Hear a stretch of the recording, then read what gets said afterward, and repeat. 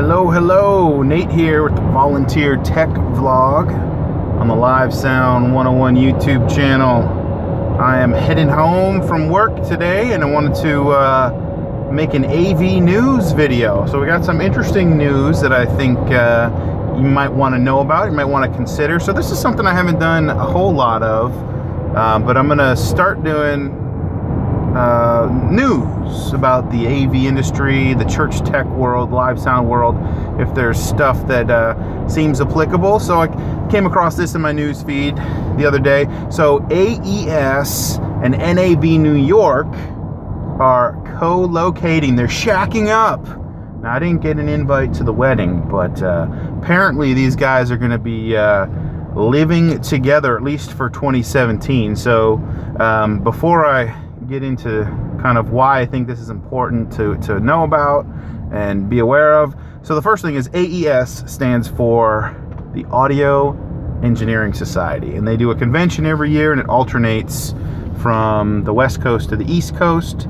So I went down to the AES convention in 2005 when it was in New York, and then in 2006 when it was in San Francisco. So I've been to the AES before as a student when I was at UMass Lowell doing the whole sound recording technology program down there. So that was definitely a good experience. It was fun. Like I really thought it was fun to go around and walk the show floor and see all the cool new audio gear and microphones and talk with vendors and manufacturers and all sorts of different people, and just the networking aspect of it. I got to go to see some cool shows while we were in New York. Had an opportunity to go on some pretty cool tours through AES. So I toured Industrial Light and Magic, and I got to take some photos next to the Darth Vader and Stormtroopers, and got to see where they do the video production and rendering and all kinds of stuff for Industrial Light and Magic, that production house, movie authoring house. Got to see their like test theater, their THX certified theater there. So yeah, it was a pretty cool tour. Huge space they got down there too, just north of San Francisco. So that was out in San Francisco, and then in New York, I had an opportunity, but I didn't go. I wish I did. So one of my friends, Matt, he went down to tour Avatar Studios in New York. So he got a lot of pictures. He took a bunch of pictures and shared them with me. So I got to at least see what Avatar looked like. But yeah, that was like in 2005, 2006. And then I haven't really been to AES since. So it's been like 10 years now. Partially because Infocom is the show that I am most interested in. And yeah, really kind of got out of the habit of going to AES. But the big news is AES and NAB, which is the National Association of Broadcasters, and this is not like the big NAB show. This is like the NAB New York. So NAB is doing, in addition to their big show out in Vegas, they do an NAB New York for the East Coasters. And so what's happening is AES and NAB are going to be both in the Javits Convention Center in 2017, like October 17th, 18th, 19th. So I think this is an interesting opportunity, for somebody like me who I haven't been to AES in a long time. I've never been to NAB. I just haven't had the chance to get out there since Infocom has been the show that I pretty much follow the most. But I don't know, the fact that I'm in Boston and it's just right down there at the Javits in New York City, it's a compelling case.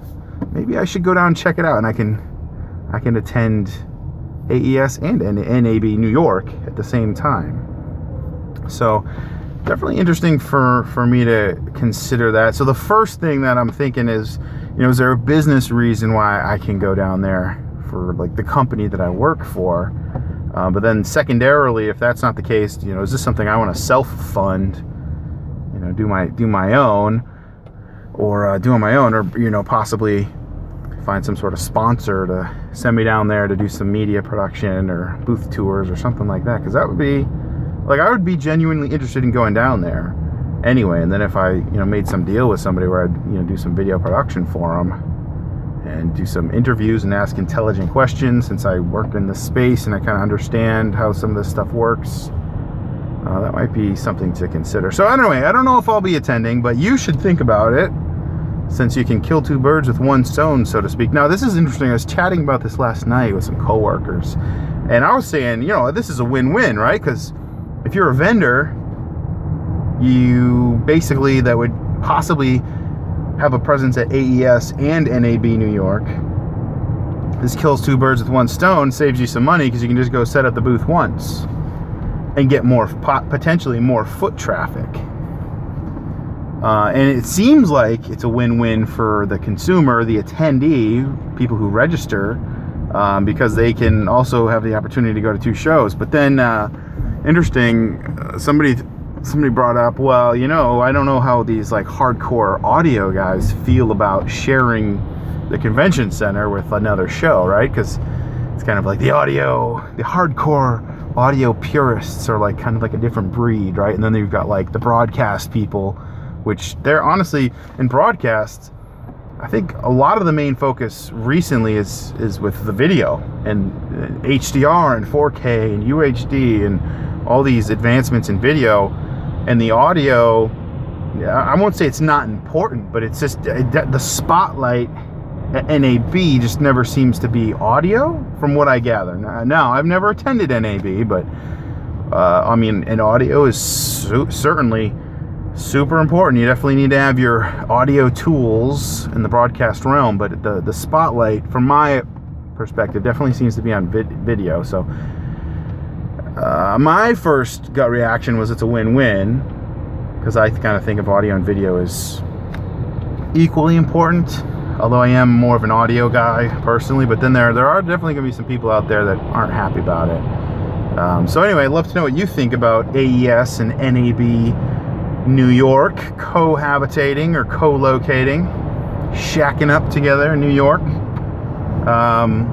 What's the other aspect of it? So the other aspect of it is like just the sheer size. I was looking up some of the numbers. So you've got AES. So last year, the AES convention brought in like 18,500 people.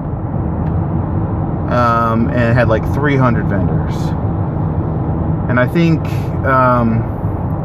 trying to remember, so 8, and then NAB New York brought in like 7,500 people or something like that. So NAB New York is actually much smaller than AES, but NAB, like the big show NAB out in Vegas, is like 100,000 people. So NAB is really much bigger. So then they set up this NAB New York. And so it's interesting, because compared to AES, NAB New York is going to be a little bit on the smaller side. It would imagine, in terms of people coming.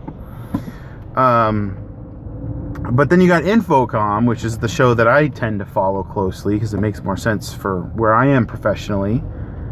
And that gets around like 40,000 people. So you've got like AES, which is like 18,000. Then you got Infocom, which is like 40,000 people. And then you got NAB, which is like the big show. So interesting to see what shows are out there, and those are the ones that I pay attention to. I know there's some other ones that are like House of Worship centric. So Infocom has like a House of Worship pavilion, and they definitely have, mixing consoles and in-ear monitors and all that fun new technology for the House of Worship. And they got a band up there playing, and you can go up there and mix and do all kinds of fun stuff. But then there are some other like worship centric shows. I think there's one called Salt. Never been out there, don't know too much about it. There's one called WFX.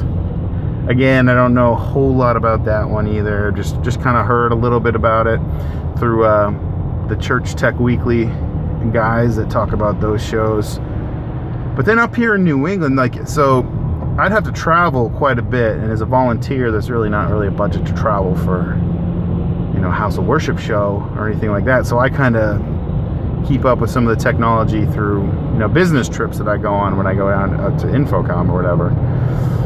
But I have been thinking about trying to get out to like a House of Worship centric show and just for training and stuff like that. And the only thing close by to us that I'm aware of is one called Simply Worship, and that's one that Andy Needham started up, and it's really for people in New England. That's kind of what it's geared towards, because I mean, it's a totally different scene for, you know, church tech and house of worship up in New England. Like, the churches are just a lot smaller, there's a lot fewer of them, there's a lot less integration, AVL companies that cater to churches specifically. I mean, if they're out there, I'm just really not aware of them, and I know the industry pretty well. But if you're like a smaller church, the big integrators or the big commercial integrators, really, that's not really their big business. So it is a little bit of an interesting dynamic if you're in New England. But yeah, so anyway, those are my thoughts on AES and NAB New York kind of co-locating. So interesting news in the AV world. And this news I saw in let's see, what was the name of the website?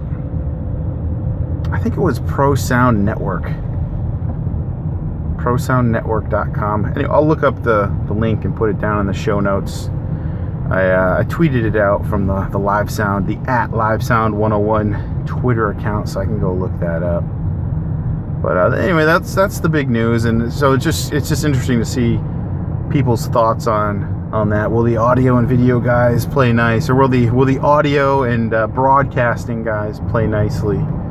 Because they really are like kind of two separate things. Like, if you live and breathe in a recording studio and you produce music, and you know, you're really not thinking about video a whole lot. So I don't know, it might ruffle some feathers. Who knows? The audio guys might like to have their own thing going on. But yeah, that's the news for this week. If you've got any big AV news, send it over. I'd love to hear what you think is big news in the AV world. There's usually not a whole lot other than like acquisitions and, you know, things like Behringer Music Group, which is parent company of Behringer, you know, picking up Midas. Like, that's kind of big news. It's probably over a year old now, though. Yeah, or like when somebody, honestly, it's like when somebody passes away, like somebody, you know, that works for one of like the more well-known manufacturers, like a company founder or something, getting old and passes away. That's kind of like big news in the industry. Obviously, the FCC regulations, the incentives auction is also big news, but not a whole lot happening there at the moment until stage 2 of so the reverse auction already happened, and now they're doing the forward auction. So anyway, try to keep up with that stuff. But yeah, that's the news. It would be fun to get out to AES or NAB New York. I've never been to NAB, so that would be a fun one to kind of check out, because each of these shows kind of has its own demographic and vibe and feel to it and focus. Even though they are a lot of the same companies that are showcasing at a lot of these shows, they're just different kind of packaging, I guess, if you will. I also love to get to a SynodCon training class. That would be really good. Kind of brush up on my AV design skills and maybe do some system tuning or something like that, so I don't get rusty. But anyway, that's the news for today. We just had our company outing, so I'm on my way home.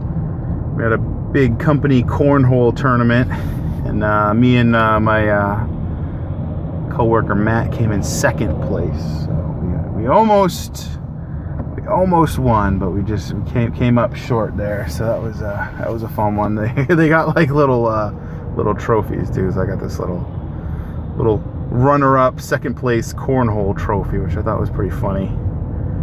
So yeah, that was definitely fun. But with that, I think that'll do it for the news today. And I will see you in the next video. Beep beep.